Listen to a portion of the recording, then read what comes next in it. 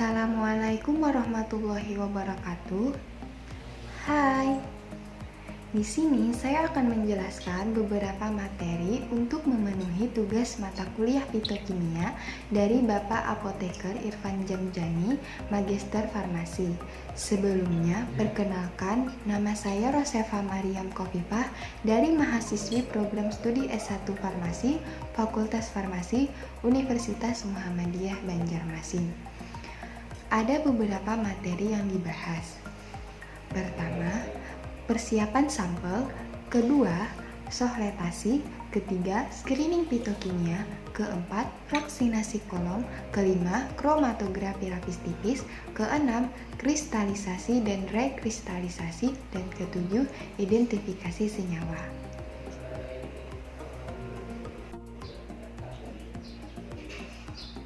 Pertama, persiapan sampel. Proses penyiapan sampel merupakan awal dari ditemukannya suatu senyawa alam murni dari tumbuhan. Simplicia adalah bahan alamiah yang dipergunakan sebagai obat yang belum mengalami pengolahan. Simplicia merupakan bahan yang dikeringkan. Ada 7 tahap sampel untuk penelitian fitokimia. Pertama, pengambilan sampel bahan alam.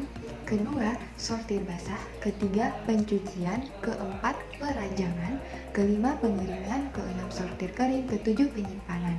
Yang pertama, pengambilan bahan sampel. Pengambilan bahan memiliki kadar senyawa aktif dalam suatu simplicia berbeda-beda, tergantung pada 1. Umur atau bagian tumbuhan. Kedua, jenis spesies tumbuhan. Ketiga, lingkungan tempat tumbuhan. Keempat, waktu panen. Adapun waktu panen yang lebih baik itu pada pagi hari. Ada 4 macam yang mempengaruhi kualitas bahan baku dan kadar senyawa aktif pada tumbuhan. Cara pengambilan sampel yang berasal dari bagian tumbuhan atau tanaman meliputi 1. Akar. Ini diambil bagian yang berada di bawah tanah. Kedua, batang diambil mulai dari cabang pertama sampai leher akar dipotong dengan panjang dan diameter tertentu. 3. Kulit batang diambil dari batang utama dan cabang, dikelupas dengan ukuran panjang dan lebar tertentu dan tidak mengambilnya dengan satu lingkaran penuh pada batang. Kayu diambil dari cabang atau batang, kulit dikelupas dan dipotong-potong kecil. Daun diambil daun tua, bukan daun kuning. Daun kelima dari pucuk. Daun dipetik satu persatu secara manual. Bunga dapat berupa kucuk, bunga mekar atau mahkota bunga atau daun bunga, dipetik langsung dengan tangan. Rimpang diambil dari dibersihkan dari bulu-bulu akar, kemudian dipotong merentang dengan ketebalan tertentu. Dipanen pada saat daun meluruh. Selanjutnya, buah dapat berupa buah matang, buah muda dipetik dengan tangan. Biji, buah dikupas dan biji dikumpulkan, dibersihkan, diambil dan buah yang masak. Herba adalah bagian tanaman yang berada di atas tanah, diambil dan dibersihkan. Selanjutnya, setelah pengambilan bahan sampel, kedua sortir basah, yang mana kita akan memisahkan dari benda asing dari tanaman yang akan kita teliti. Ketiga, pencucian. Pencucian dilakukan dengan air bersih. Keempat, perajangan. Perajangan dilakukan dengan memotong-motong, bisa dengan gunting atau dengan tangan. Kelima, pengeringan. Pengeringan dilakukan bisa di bawah dengan sinar matahari, dilakukan dengan di bawah plastik hitam atau diangin-anginkan tanpa langsung terkena cahaya matahari atau di bawah AC. Yang keenam, sortir kering. Ini kita memisahkan benda-benda asing yang telah kita keringkan. Dan yang terakhir, penyimpanan. Penyimpanan dilakukan agar senyawa aktif yang ada di dalam kandungan tumbuhan tidak rusak. Selanjutnya, tahap pemeriksaan mutu simplicia dalam parameter non-spesifik. Pertama, ada susut pengeringan. Prinsipnya, pengukuran sisa zat telah pengeringan pada temperatur 105 derajat Celcius selama setengah jam.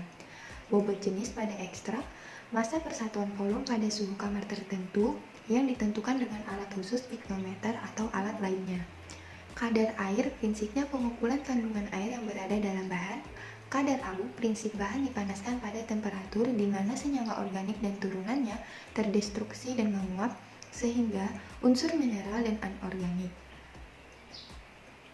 Sisa pelarut pada ekstrak. Prinsipnya, menentukan kandungan sisa pelarut tertentu yang secara umum dengan kromatografi gas. Residu peptisida. Prinsipnya, menentukan sisa kandungan peptisida yang mungkin saja ditambahkan atau terkontaminasi pada bahan simplisia pada pembuatan ekstrak.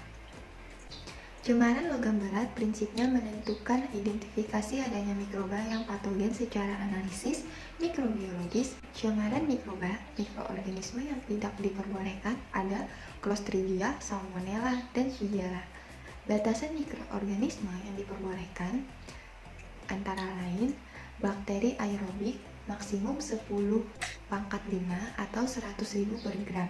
Ragi dan jamur maksimum 1000 per gram, Escherichia coli maksimum 10 per gram, Enterobacteria lainnya maksimum 1000 per gram. Cemaran kapang, kamir, dan aflatoksin prinsipnya menentukan adanya jamur secara mikrobiologis dan adanya aflatoksin dengan ALT. Materi selanjutnya, sohletasi. Sohletasi adalah salah satu metode ekstraksi yang mana proses pemisahan suatu komponen yang terdapat dalam gel padat dengan cara penyaringan berulang-ulang dengan menggunakan pelarut tertentu sehingga semua komponen yang diinginkan akan terisolasi. Prinsip sohletasi.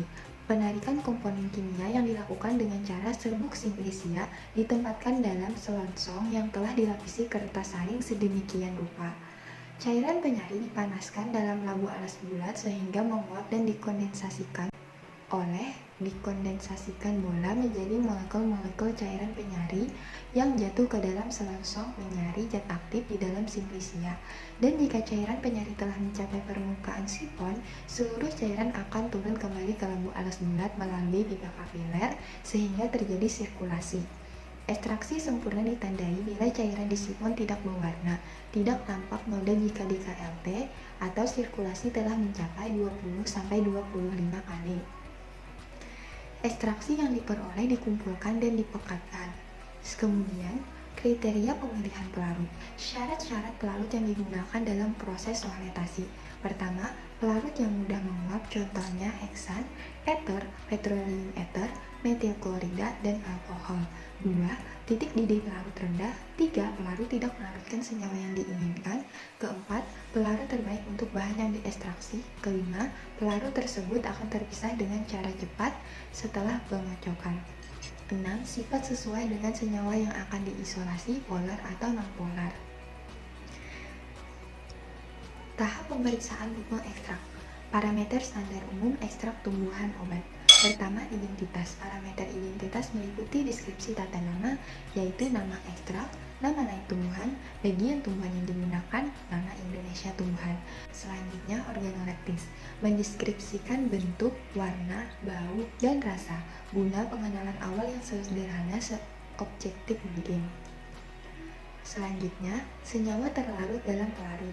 Artinya, melarutkan ekstrak atau simplisia dengan pelarut untuk ditentukan jumlah larutan yang identik dengan jumlah senyawa kandungan secara gravimetrik. Dalam hal tersebut, dapat diukur senyawa terlarut dalam pelarut lainnya, misalnya heksana, diklorometan, dan metanol. Parameter selanjutnya, uji kandungan kimia. 1. Pola kromatogram, yaitu komposisi kandungan kimia. Kedua, kadar total golongan berkaitan efek farmakologi. Ketiga, kadar kandungan kimia tertentu. Ini berkaitan kandungan senyawa identitas fitokimia. Selanjutnya, kelebihan dan kekurangan sohletasi. Kelebihannya, 1. Sampel diekstraksi dengan sempurna karena dilakukan berulang kali. Kedua, jumlah pelarut yang digunakan sedikit. Ketiga, proses sohletasi berlangsung cepat.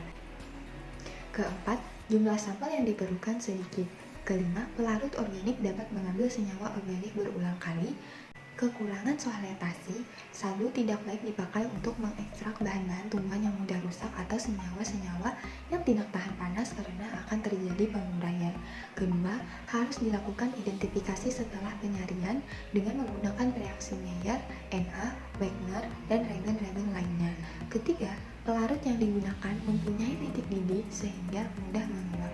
Itulah kelebihan dan kekurangan dari sohletasi. Materi selanjutnya yaitu screening fitokimia. Screening fitokimia merupakan salah satu cara yang dapat dilakukan untuk mengidentifikasi kandungan secara metabolit sekunder suatu bahan alam. Screening fitokimia merupakan tahap pendahuluan yang dapat memberikan gambaran mengenai kandungan senyawa tertentu dalam bahan alam yang akan diteliti. Uji screening fitokimia meliputi uji reaksi warna dan uji reaksi pengendapan yang dilakukan terhadap beberapa golongan senyawa, di antaranya uji flavonoid, uji tanin, uji alkaloid, uji steroid atau terpenoid, dan uji saponin. Identifikasi flavonoid. Apabila terbentuk warna merah atau kuning, berarti positif flavonoid, yaitu flavon, kalkon, dan auron. Yang kedua, identifikasi alkaloid, yang mana pada penambahan reaksi Maillard positif mengandung alkaloid jika membentuk endapan putih atau kuning. Pada penambahan reaksi Wagner, positif mengandung alkaloid jika terbentuk endapan coklat. Pada penambahan reaksi Dragon-Rock mengandung alkaloid jika berbentuk endapan jingga. Identifikasi terpenoid dan steroid. Apabila terbentuk warna merah atau kuning berarti positif terpenoid. Apabila terbentuk warna hijau berarti positif steroid. Selanjutnya, identifikasi saponin. Positif mengandung saponin jika terbentuk buih setinggi 1-10 cm dalam waktu tidak kurang dari 10 menit. Dan pada penambahan 1 tetes HCl, 2 normalitas, buih tidak hilang. Identitas tanin. Jika berwarna hijau biru atau hijau kehitaman, berarti positif adanya tanin katekol. Sedangkan jika berwarna biru hitam, berarti positif adanya tanin beregalol. Itulah uji identifikasi screening fitokimia. Materi selanjutnya, vaksinasi kolom atau kromatografi kolom. Ini adalah kromatografi yang menggunakan kolom sebagai alat untuk memisahkan komponen-komponen dalam campuran. Alat tersebut berupa pipa gelas yang dilengkapi suatu kran di bagian bawah kolom untuk mengendalikan aliran zat cair. Ukuran kolom tergantung dari banyaknya zat yang akan dipindahkan, air atau pelarut, atau juga yang disebut dengan eluen, yang dialirkan melewati kolom secara terus-menerus sampai diperoleh fraksi yang diinginkan. Prinsip kerja vaksinasi kolom ini dengan adanya perbedaan daya serap dari masing-masing komponen. Campuran yang akan diuji dilarutkan dalam sedikit pelarut lalu dimasukkan lewat puncak kolom dan dibiarkan mengalir ke dalam zat penyerap. Senyawa yang lebih polar akan terserap lebih kuat sehingga turun lebih lambat dari senyawa non polar. Senyawa non polar terserap lebih lemah dan turun lebih cepat. Zat yang diserap dari larutan secara sempurna oleh bahan penyerap berupa pita sempit pada kolom. Pada pelarut lebih lanjut atau dengan tanpa tekanan udara, masing-masing zat akan bergerak turun dengan kecepatan khusus sehingga terjadi pemisahan dalam kolom. Fase gerak dan fase diam. Fase gerak atau eluen dapat berupa pelarut murni atau campuran pelarut. Contohnya N-heksana, sikloheksana, tertaklorometan, metilbenzen, dan metanol. Pada fase diam atau adsorben atau penjerap dalam kromatografi kolom adalah zat padat, biasanya berbentuk silika gel, alumina, disilgor, dan selulosa. Selanjutnya, zat cair yang akan digunakan sebagai fase gerak harus memenuhi beberapa persyaratan. Pertama, zat cair harus bertindak sebagai pelarut yang baik untuk sampel yang akan dianalisis. Kedua, harus murni sekali untuk menghindarkan masuknya kotoran yang dapat mengganggu interpretasi kromatogram. Ketiga, harus jernih sekali untuk menghindarkan penyumbatan pada kolom. Keempat, mudah diperoleh, murah, tidak mudah terbakar, dan tidak beracun. Kelima, zat cair tidak kental, umumnya tidak melebihi 0,5 cm. Yang keenam, sesuai dengan detektor yang berfungsi untuk mendeteksi solut-solut yang keluar dari kolom analitik. Materi selanjutnya yaitu kromatografi lapis tipis. Kromatografi lapis tipis atau KLT.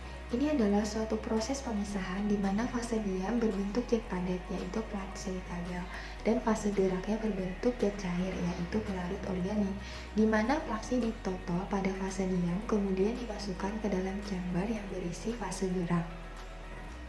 Prinsip kerja KLT ini sendiri, teknik pemisahan campuran dengan menggunakan suatu plat fase diam yang nantinya fase diam tersebut akan secara seragam tersebar di atas permukaan plat tersebut, yang akan kemudian fase geraknya akan bergerak sepanjang fase diam karena pengaruh gaya kapiler pada pengembangan menaik atau ascending, atau karena gaya gravitasi pada pengembangan secara menurun atau descending.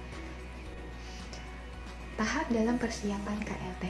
Pertama, preparasi sampel. Ini tergantung jenis sampel yang digunakan. Kedua, penanganan lempeng. Terdiri atas pemotongan lempeng, pencucian lempeng, atau pre-meshing. Ada juga aktivitas lempeng. Selanjutnya, pengkondisian lempeng atau conditioning, impregnasi lempeng atau kalibrasi. Yang ketiga, penanganan elemen. Pilih elemen yang tepat untuk sampel yang digunakan. Keempat, penanganan chamber. Perhatikan kondisi chamber dan jenis chamber. Yang kelima, elusi pengembangan KLT. Tergantung tujuan analisis yang ingin dicapai dan ketersediaan alat di laboratorium. 6. Aplikasi sampel. Pemisahan pada KLT akan optimal jika pengotoran sampel dilakukan dengan ukuran bercak sekecil dan sesempit mungkin. Ketujuh, itu terakhir, evaluasi noda dapat dilakukan secara langsung maupun dengan instrumen. Untuk noda yang berwarna dapat dilakukan langsung pada lempeng KLT dengan menggunakan cahaya matahari atau lampu UV pada gelombang tertentu. Dan untuk noda tidak tampak dapat dilakukan dengan cara penyemprotan atau pencelupan ke dalam reaksi penampak noda. Selanjutnya, penentuan RF atau retardation factor. Retardation factor adalah penentuan kualitas mutu suatu ekstrak simplisia. Rumus RF, jarak yang ditempuh jet terlarut dibagi dengan jarak yang ditempuh fase gelap. Untuk hasil RF, nilai RF sendiri berkisar antara 0 dan 1. Untuk nilai RF terbagi yaitu antara 0,2 sampai 0,8 untuk deteksi UV, sedangkan 0,2 sampai 0,9 untuk deteksi visible, serta 20 sampai 80 untuk nilai RF relatif pada deteksi UV. Itulah pembahasan pada kromatografi lapis tipis.